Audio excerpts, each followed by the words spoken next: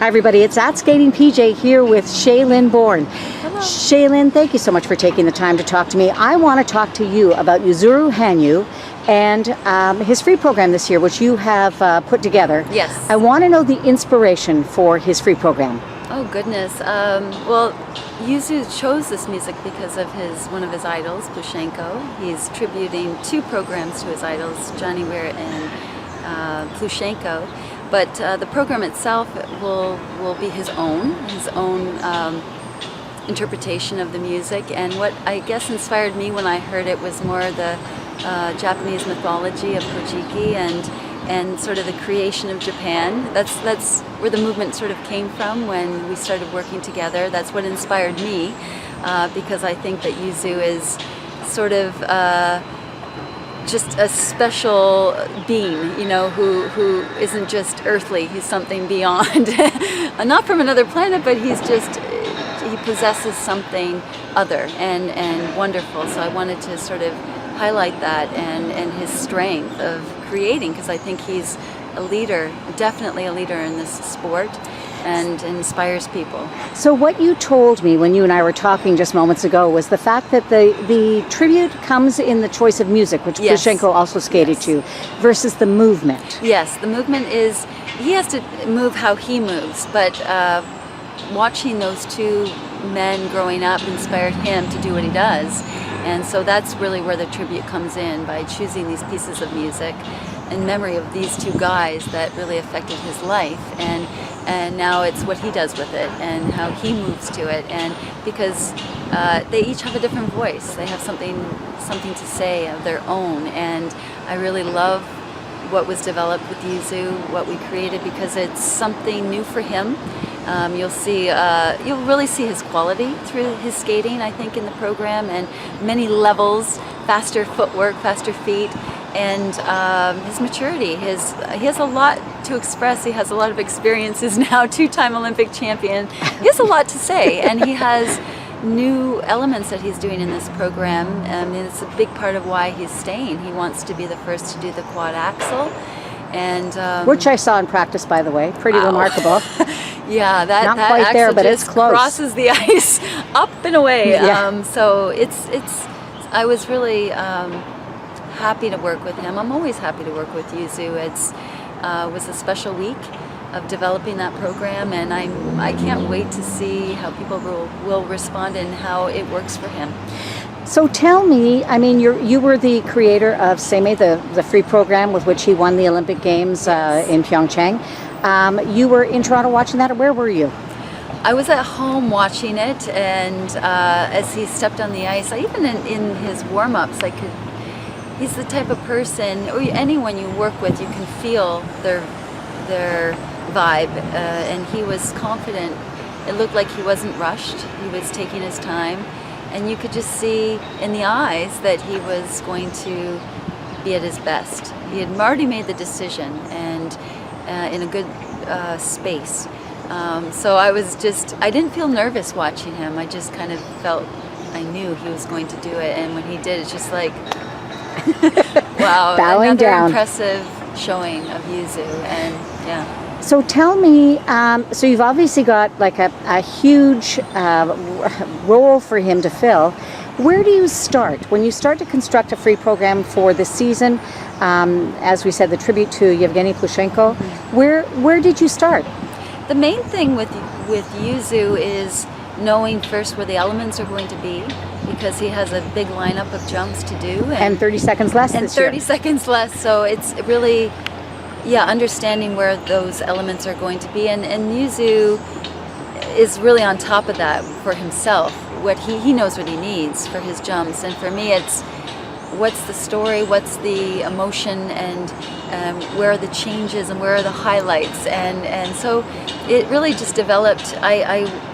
We did it from start to finish in order, and just I was, as his choreographer, wanted to show his quality and show what he's capable of, and right from his opening position. I wanted it to be different and original and unique, and as he is. So really, I took my time with each piece to see a change and to see something new for his audience in him, and on an emotional level, but also on a skilled level. And yeah, I wanted it to be, and also a different version of this music, make people feel something new from it. So it's a very exciting piece of music, and it's, if you can put it all together, that's the dream, right? To get it all together, to be able to be present, and to when you're present, you can do everything. So as if he can get all that together, and he has now all these competitions, and I know that it's only going to develop. It'll only get better and better as he goes along. You talked to me about the music being epic. Yes. I want to know where you made the connection. You initially thought that the music sounded like it resonated with mythology with you. Yeah, the gods. Yeah. You know, like really the gods. And it was my husband that said, well, how about Japanese mythology? Look into that, and Kojiki. And I thought, when I started reading it, it just felt very fitting. Tell me how. The creation of Japan. And who better to do that and show that than Yuzuru Hanyu, because he's a leader and he's a creator and wants to do the impossible. And so that's really what it's about. Him kind of, the movement came from this for me. That's the vision I had, is him from the ground up developing this world of his. And he has this joy in what he does. There's a mischievous quality to him. A fun.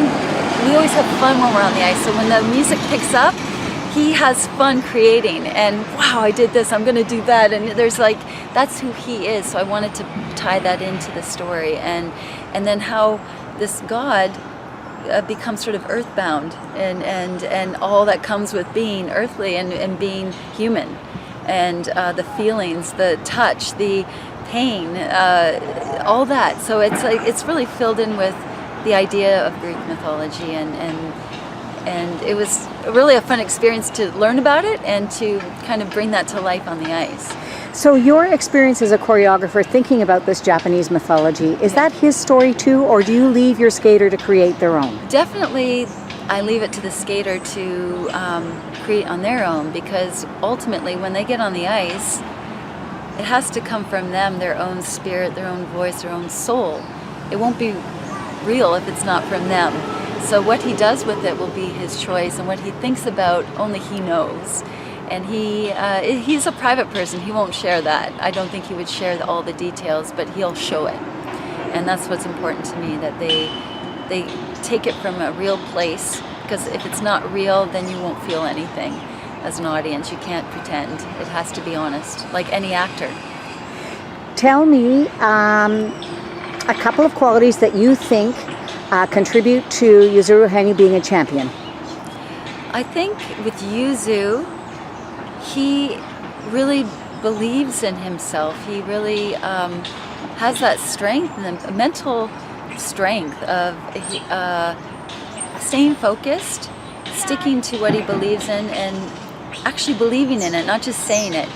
He doesn't have to say it, he just inside knows. Mm-hmm. And trusts himself, and works towards those goals. I feel like he doesn't let fear get in the way, which we all often do. You know, sometimes fear stops our choices, even taking new risk or taking a leap to something new.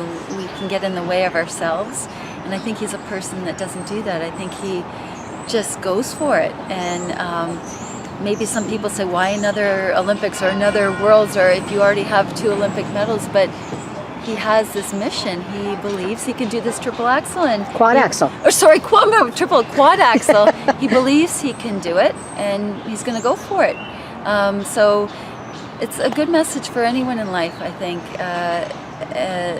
This way of living, it's so important, and doing things from that place, acting on that, and yeah, like not getting sidetracked. Mm-hmm. Last question. Is there a favorite Shae Lynn moment in this free program? Oh, goodness. It's tough because, well, with a lot of programs that I make, I often try to find, like putting diamonds in a program, things that are different and stand out for that part of the music. And with Yuzuru, Is there a ruby somewhere? There are many. There's a ruby, there's a diamond. There are different moments. There's one right before his end of his circle footwork that I love, when he just holds and he's arching back and leaning it into his knees. It just makes it just the movement. It just grabs me and hooks me and I feel his strength, and you can see his flexibility and all the space he just takes. So that's one moment. The opening pose, the ending pose. There's another moment where he reaches and then he takes. It's almost like he's touching somebody's back and feeling for the first time. It's like a child for the first time when you touch them. This is this human thing, touch, that makes you feel alive and makes you feel love. And so there are these moments that touch me, that give me those goosebumps. And so I hope that others will have their moment when they watch him that stands out to them.